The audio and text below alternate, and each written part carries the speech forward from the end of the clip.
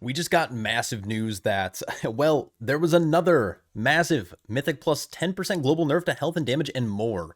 So in this video, I'm just going to quickly go over everything that's kind of changing.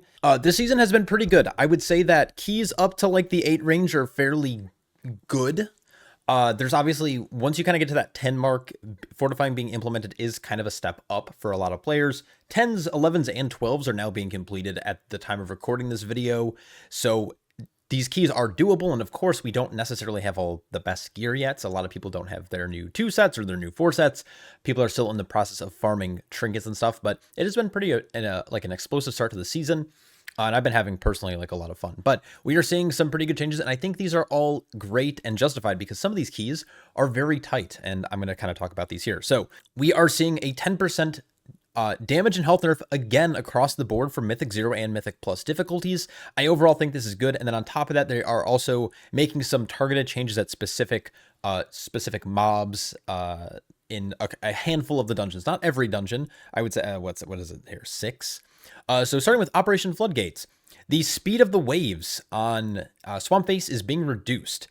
And the movement force applied if you are hit by it has also been reduced. I don't think this matters as much, but I think the speed of the waves is definitely better. Now, it's going to be weird because if you're quick, dodging the waves was actually pretty easy. But if you get caught or in a tight situation, it's obviously punishing. So I'm wondering if the reduction in speed of the waves actually might cause more issues. But I would imagine this is probably a fine change.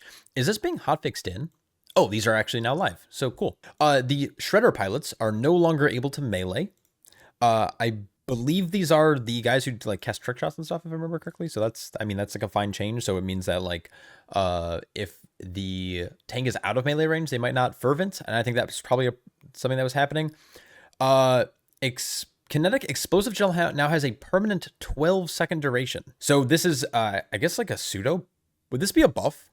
I guess I should maybe play the dungeons before making a video about this, but I'd imagine that, does it not need to be dispelled now? Like, does it just expire on a bomb? This could be kind of problematic for the fight. So I'm not sure what this means actually exactly. Does it mean it can't get dispelled? Or does this mean that you'd still dispel it, but it still does the damage? Either way, increased cooldown of surprise inspection on Dark Fuse is now increased by 2 seconds. These guys had a problem where they would kind of spam their frontals, and if you had people out in range, they would like jump into range and they were harder to kill. And again, they're just like, when you do pull the inspectors, they are kind of annoying, but for the most part, they're not difficult, but this is a nice change. Bubble Burp's targeting is reduced to 60 yards, so you can technically outrange it. The big problem with this is that the Bubble Burp, it spawns circles, but the problem is that like if you die and you're running back, the graveyard is kind of about a little bit further than 100 yards away, but when you're running back, you would get like bubbles in the tunnel, and that would cause issues. Sludge Claw nerfed by 13% on the physical damage component. That's absolutely fine. Cast Time of Mudslide is also increased by 0.5 seconds. That's also fine. Most groups are just moving left, but whatever. That's good. Tank Buster nerfed. Turbo Bolt nerfed. These are all great changes, so we're good. We like this. I think the Kinetic Explosive Gel, I need to see what this actually does. But outside of that, I think these are mostly good changes. All right, Cinderbrew Meadery. Rowdy Patron's Rowdy Yell reduced by 33%, so that's a nerf on some group damage. We also have a nerf on the Spouting Stout. This is good because there's a lot of movement during this part of the fight, and it's quite lethal if your healer isn't able to kind of push a cooldown out onto their party. They also nerfed Add Health and Movement Speed. This is somewhat fine. Overall, good changes. Darkflame Cleft also seems to be reduced. There's some very small changes. First, you have Old Waxbeard melee damage reduced by 30. So this is basically, if I'm not mistaken, these are the mobs that kind of fixate your players. So them reducing this puts more damage into the bleed effect that gets put on players. Wandering Candle's Surging Flame is now removed upon the Wandering Candle's death. I don't even know what this mechanic is. Is that the flame pool on the ground? Probably the flame pool on the ground, right? In the Motherlode, they made some changes to the Crawler Mines at the end of the dungeon. They have reduced health and movement speed, this is a very weird percent. 29% is kind of odd. These guys had an issue though that they were like sprinting at people, which could be problematic. Laborers, Throw Wrench. This is a fine reduction for tanks because it means you can actually use your defensives on real abilities and not the Throw Wrench cast. Also, it's less punishing for melee or players who accidentally body pull them, and they might not get one shot now. You have the coin-operated Crowd Pummeler's Foot Bomb Blazing Azurite. Increased subsequent timed explosions reduced by 40%. What a mouthful. So if you let too many bombs go off, I think that's what this damage is doing.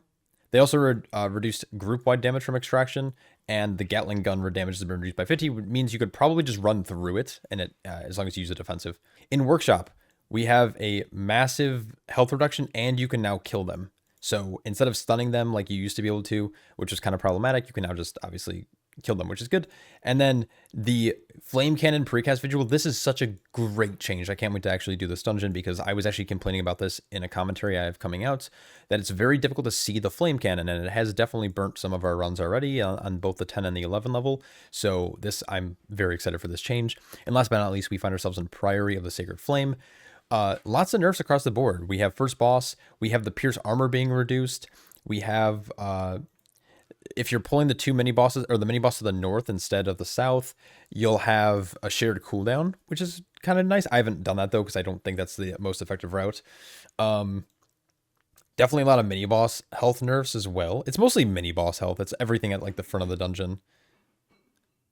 And finally, okay, this has been a bug for a long time, but Castigator Shield on second boss, you like couldn't use things like Tiger's Lust or Freedom to remove the snare, and now you can. So that should be a little bit more helpful for a lot of groups, and actually provides utility. So that's good.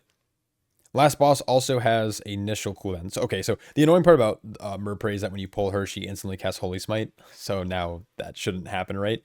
And then the energy should reset. Okay, so phase 2 is actually like a total refresh. So originally what they did is on PTR, they swapped it to have her inner fire get removed when she phases, but her energy would stay the same. So this should be some great nerfs to the bosses in the dungeon, as well as the mini bosses that you have to deal with at the start, which should make this timer a little bit more lenient. Right now, the timer is just so tight when you hit 10s. So yeah, these are all good changes. Hopefully everyone is enjoying them. This was literally just posted, so good luck in your keys, and I'll catch you all in the next one. Peace.